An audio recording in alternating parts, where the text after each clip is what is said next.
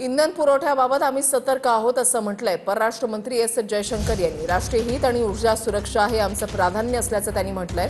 पंतप्रधान मोदींनी अरब देशाच्या राष्ट्राध्यक्षांशी चर्चा केली असल्याची माहिती संसदेमध्ये एस जयशंकर यांच्याकडून देण्यात आली आहे।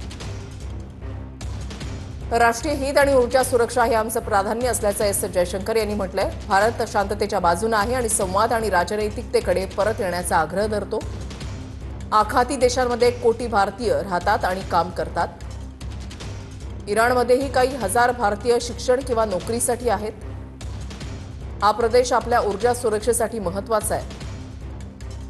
त्यात तेल आणि वायूचे अनेक महत्त्वाचे पुरवठादार आहेत। पुरवठा साखळीमधील गंभीर व्यत्यय आणि अस्थिरतेचं वातावरण हे गंभीर मुद्दे आहेत। अमेरिका, इस्रायल, इराणमधला संघर्ष वाढतच गेलाय। सध्या नेतृत्व पातळीवर इराणशी संपर्क साधणं निश्चितच कठीण आहे। इंधन पुरवठ्याबाबत आम्ही सतर्क आहोत। पंतप्रधान मोदी यांनी अरब देशाच्या राष्ट्राध्यक्षांशी चर्चा केली अशी माहिती जयशंकर यांच्याकडून देण्यात आली आहे।